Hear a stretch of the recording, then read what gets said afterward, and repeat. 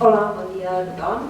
Bé, com ja us he comentat, jo us parlaré dels riscos del consum de peix, entenent com a riscos tot el que vindria a ser el contingut de contaminants que pot tenir tot el peix que nosaltres consumim. Jo treballo al Laboratori de Toxicologia i Salut Ambiental de la Facultat de Medicina i Ciències de la Salut, pertanyent a la Universitat Rovira i Virgili, que és la universitat que tenim a la província de Tarragona. Llavors, per què ens interessen els contaminants? Doncs perquè, com bé sabeu, estem contínuament emetent contaminants. Tant contaminants que poden tenir un origen més natural, com poden ser erupcions volcàniques, incendis, com contaminants que emet l'home amb les seves activitats, a incineradores, als cotxes i tot això. Llavors, tots aquests contaminants acaben entrant en les diferents matrius ambientals i és a través d'aquí que poden entrar a la cadena tròfica. Nosaltres ens mengem aquests aliments i podem ingerir també a la vegada els contaminants. Llavors, és per aquest motiu que l'Agència Catalana de la Seguretat Alimentària, l'ACSA, està preocupada per la ingesta de contaminants de la població catalana i porta més de 20 anys, gairebé 2 dècades, encomanant-nos estudis de dieta total. Els estudis de dieta total són aquells en els que anem al supermercat i omplim la cistella dels aliments més consumits pels catalans, d'acord? I dins dels aliments hi ha el peix, també. El primer estudi que vam fer de dieta total només hi havia 3 espècies de peix i després, posteriorment, 2 anys després, ens van encomanar un estudi només de peix, en el que vam analitzar 16 espècies de peix i els posteriors estudis de dieta total s'han utilitzat aquestes 16 espècies. Llavors, com ho fem? Anem a les ciutats més poblades de Catalunya per abarcar el màxim de població catalana i la seva representativitat. Llavors, el que comprem són sempre 65 aliments, que són els que l'Agència Espanyola de Consumo i Seguretat Alimentària diu que són els més consumits per tots els espanyols i aquests estan classificats en 12 grups. Veieu aquí que hi ha el grup de peix i els peixos que comprem és la sardina i tonyina, sempre fresca i enllaunada, el seitó, verat, emperador, salmó lluç, moll, llenguado, sípia, calamar, cruïssa, musclo i gamba. Llavors, veureu que els resultats que us presentaré, la majoria són dels estudis de 2012 i anterior, perquè l'estudi que estem fent actualment, que vam començar a finals de 2017 i estem fent ara el 2018, els resultats encara els tenim al forn i no ha sigut possible presentar-vos-los aquí. Llavors, els contaminants que analitzem són els que coneixem com a contaminants clàssics, els metalls, les dibenzodioxines i dibenzofurans policlorats, dioxines i furans, que normalment diem, i els bifenils policlorats o PFBs.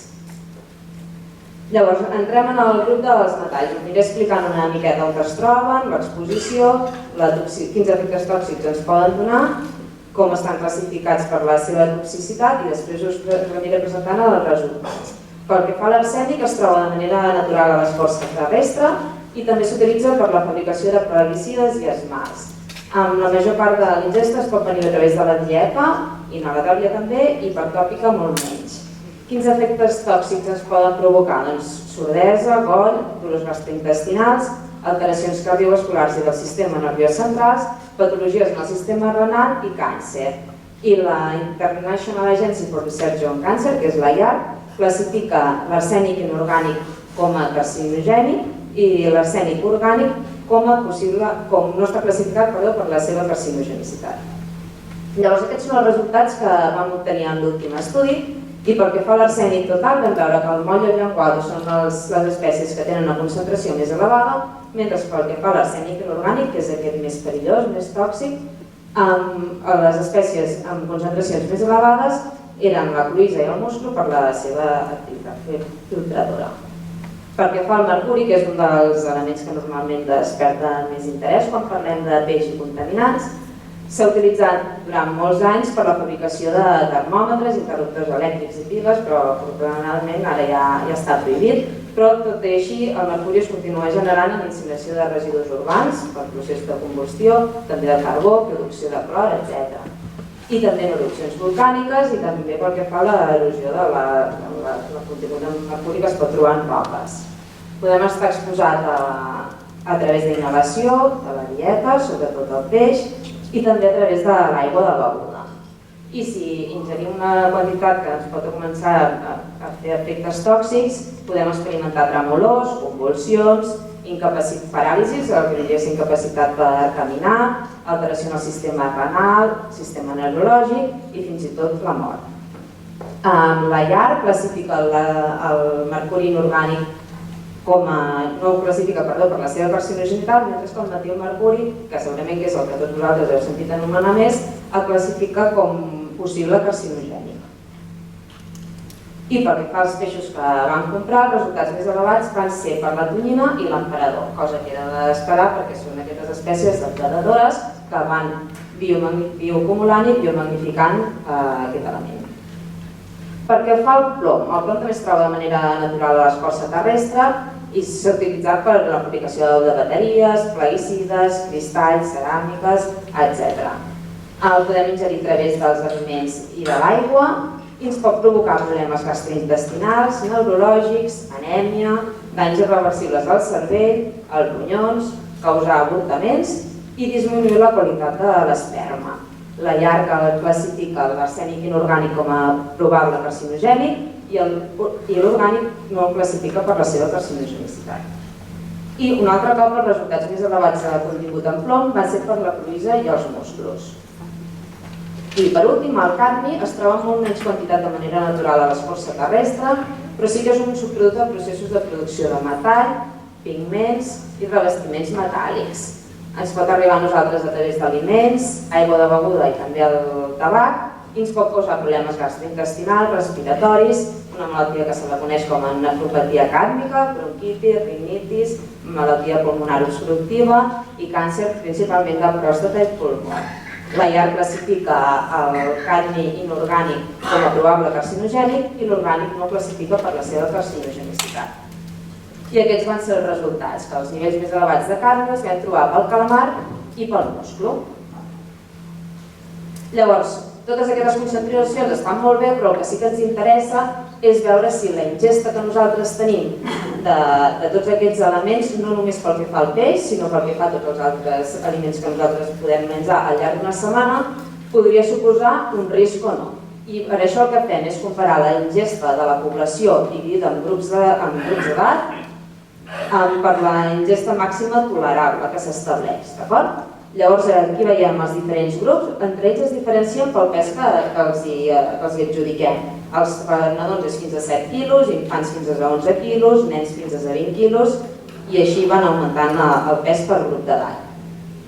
Llavors, els únics col·lectius que podrien estar més en risc pel que fa a aquests tipus d'elements serien els col·lectius amb menys pes, perquè proporcionalment mengen molt més que no pas nosaltres. Un nen, per exemple, de 7 anys pot ser que mengi un llenguado quan un adult també. Llavors la proporció és que menja molt més que no pas un adult que pesa molt més i com que les ingestes màximes tolerables estan relacionades pel quilogram de pes corporal, el nadó estaria molt més exposat que no pas un adult. És per això que sortiria que supera lleugerament el llindar, però això no tindria per què suposar directament un risc ni perquè manifestar cap simptomatologia que ja us he estat comentant. Llavors, pel que fa a l'evolució temporal, veiem que encara que hi ha oscil·lacions, per norma general la tendència és a la baixa, tant de concentracions i conseqüentment de la ingesta. I tot això fins ara pel que fa als metalls. Ara entrem al següent grup, que són els compostos orgànics persistents, i com a representants he escollit les dioxines i furans i els PCBs similars a les dioxines perquè tenen la similar toxicitat. Llavors aquests compostos es caracteritzen perquè al ser persistents, si nosaltres els ingerim, poden estar al nostre cos anys i anys, i a més tenen el seu caràcter lipofòlic, el que fa és que se'ns acumulin els greixos i per això és bastant difícil d'eliminar-los. Les dioxines i els PCBs es formen en processos de combustió i incineració que hi ha clor, i la via d'exposició, la principal, és la dietètica. Ens poden provocar erupcions i irritacions a la pell, alteracions en la reproducció, neurològiques oculars, hormonals i hepàtiques.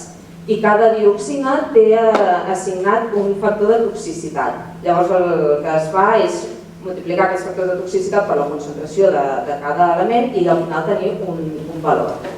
La tetradioxina és el que té la toxicitat més elevada, que té aquest valor de 1. I és la mateixa tetradioxina i tots els PCBs amb efecte dioxina que la IARC es classifica amb el grup 1, que són carcinogènics. Llavors, aquests són els resultats. La sardina i el moll són els que van presentar concentracions més elevades pel que fa a dioxines i PCBs, amb efecte dioxina, i majoritàriament, com veieu al color blau, la concentració més elevada era de PCBs i no pas de dioxines. I, conseqüentment, la major part d'ingesta també ens ve pels PCBs, no pas per les dioxines. Si mirem l'evolució temporal, veiem que les concentracions de PCBs amb efecte dioxina i de dioxines i furans van a la baixa al llarg del temps i que només a l'estudi de l'any 2000 superaven lleugerament la total daily intake, el que es diu la ingesta diària tolerable, d'acord? Però només lleugerament i en principi no va suposar cap risc per la població. I en aquest altre diapositiu us presento els PCBs en conjunt, els que són similars a les dioxines i els que no ho són. I veieu que majoritàriament les concentracions que es troben de PCBs en els peixos pertanyen a les que no són similars a les dioxines i el moll és el que presenta unes concentracions molt més elevades. I pel llarg del temps, evidentment, les concentracions, ja com us havia presentat abans, han anat a la baixa. Llavors, tots aquests resultats, què fem quan nosaltres ja el tenim? Doncs el primer és presentar els informes a l'Agència Catalana de Seguretat Alimentària, que és el que ens contracta perquè li fem aquest servei.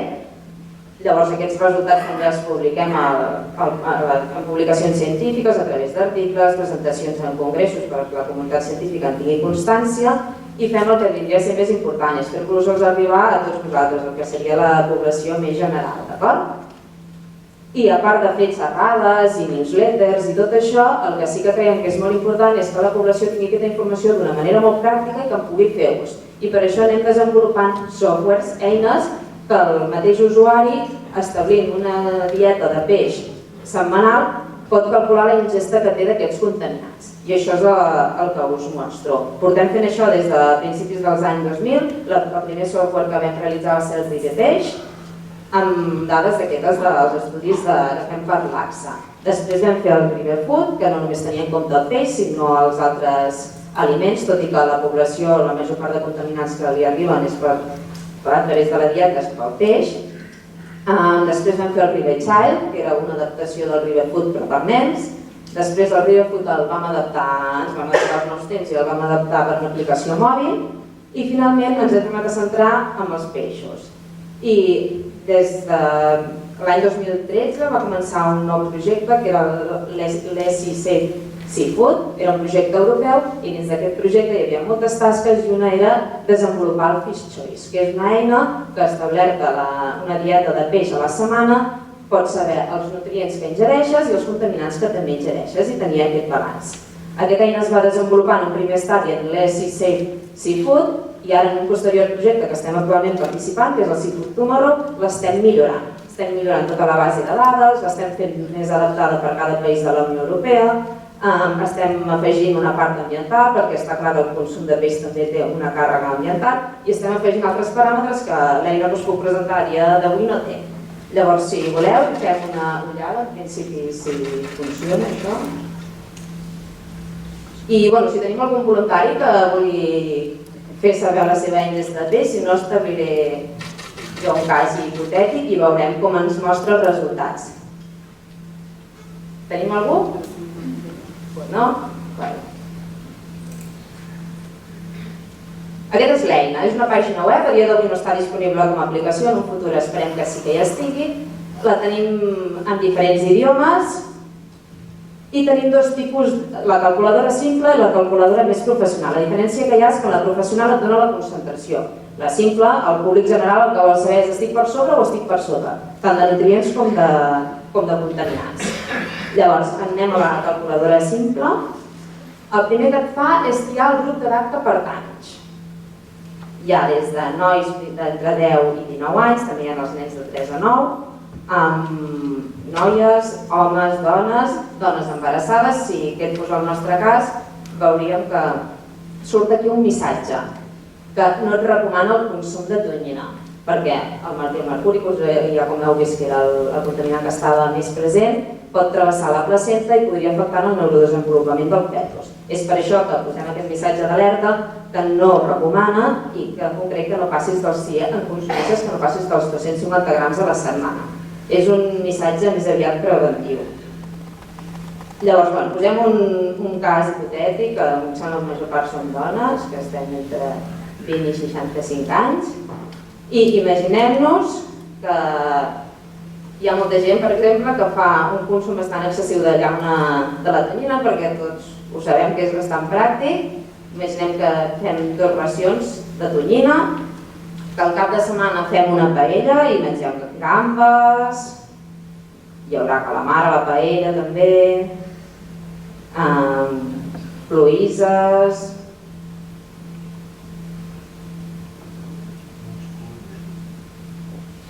i em sembla que ja està pel que fa a la paella. I que, per exemple, també anem a la jornada de la tonyina vermella de l'ametlla de mar i ens menjarem el diumenge menjarem rap, una ració de rap. Els musclos no els he triat aquí. No, la ració de més. Com? La ració de més. Com vols dir la ració de més?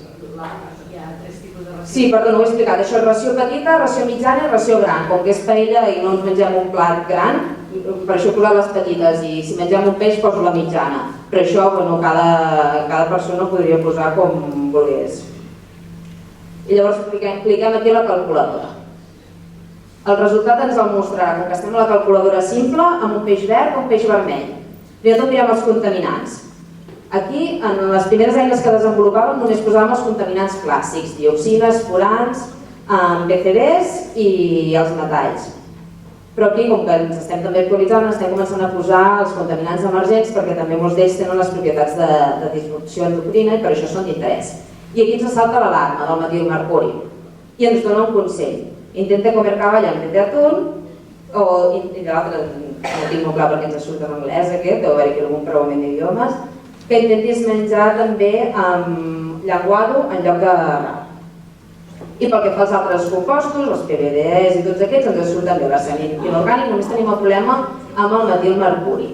Intentem anar-ho a corregir i canviarem, per exemple, ja no anem a la jornada de la tonyina i ara haurem de tornar a aplicar tot un altre cop, perquè això no es fa una guarda. Però mengem la tonyina, de la llauna sí que la mengem i menjarem un llenguado, d'acord? En lloc de... el rap el conservarem i ens menjarem un llenguado, si us sembla bé. A veure què ens surt ara. Ara el peix ens surt verd, però continua sortint un missatge. Això és que estem molt a prop del llindar. Llavors, el que podríem fer, com que l'altra recomanació que ens deia era que intentéssim evitar el rap, podem treure el rap i posarem en lloc del rap una sípia. I el rap li posem al 0.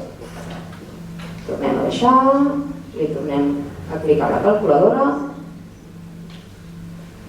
i per ara tots els contaminants ens surten en verd. Des del bisfenol, metilmercuri, que era el que teníem el problema, tots els tenim en verd. O sigui que pel que fa a contaminants, en principi la ingesta de peix sumada a tot el que mengem d'altres aliments, que això el software ja ho té en compte per defecte, que mengem el que l'estadística diu que tothom menja, el que estem fent amb el peix és correcte. Aquí ens surt la gràfica, ens diu cada espècie que estem ingerint quina part ens aporta de cada contaminant, i pel que fa als nutrients ens surt un en blau, que és que estem per sota del que s'espera que nosaltres ingerim pel que fa al peix de nutrients. I són amb els àcids grassos. I llavors hauríem de tornar enrere i intentar millorar això. I què podríem fer? Doncs hem dit que menjaríem una sípia, doncs no mengem la sípia i ens mengem un tros de salmó. A veure què passa. Marquem el salmó, que el tenim aquí.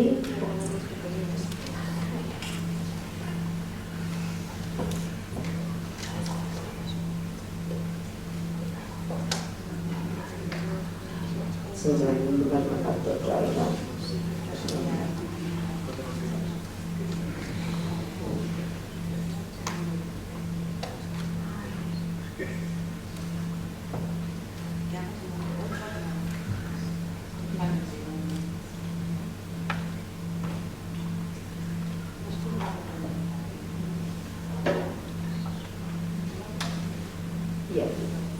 principi els tenim tots marcats, tots els canvis que hem anat fent. Perquè fa els contaminants ens surt tot correcte i perquè fa els nutrients, el salmó potser no l'hem marcat al final. Però en principi amb el salmó ja havíem de tenir aquesta aportació d'àcids grassos. D'acord? Llavors, d'això es basa aquesta eina, de poder calcular el que tu menges i poder estar veient si fas les coses bé o no fas les coses bé. Llavors, amb això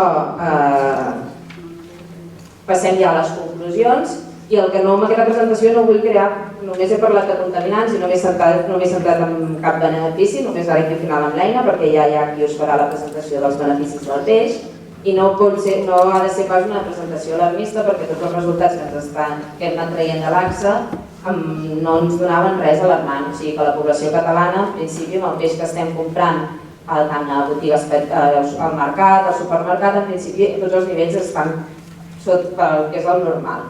Llavors, quins missatges ens hem d'emportar cap a casa? Però que sí que és important que conegueu que el mercuri i el metilmercuri s'acumulen en espècies de gran tamany i depredadores com la tonyina i l'emperador. Per això que sí que hem de controlar una mica el consum d'aquestes espècies, però evidentment no menjar-ne cap dia com no menjaríem d'aquestes i no menjaríem de cap altra ni de cap tipus d'aliment.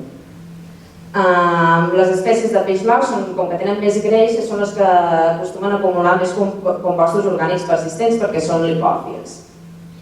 El peix és el grup d'aliments que en termes generals ens aporta una quantitat major de tòxics a la nostra dieta i per això en aquestes eines ens estem centrant en ells. Es recomana un consum freqüent de peix per tots els beneficis nutricionals que té, no només els àcids grassos omega-3, encara que els possibles riscos derivats de l'exposició de contaminants també s'han de tenir en compte. Cal seguir realitzant estudis per comprovar que la ingesta de la població està dins dels límits establerts per organismes oficials. I finalment, és molt important que eines tipus aquesta, la que nosaltres desenvolupem, el Fish Choice, es doni a conèixer la població com una eina de suport per dur a terme una dieta equilibrada, perquè quan parlem de dieta equilibrada no només hem de tenir en compte tot el que són els nutrients, sinó que també hem de tenir en compte la ingesta de contaminants. I això és tot per part meva. Moltes gràcies a tots per la vostra atenció i als organitzadors.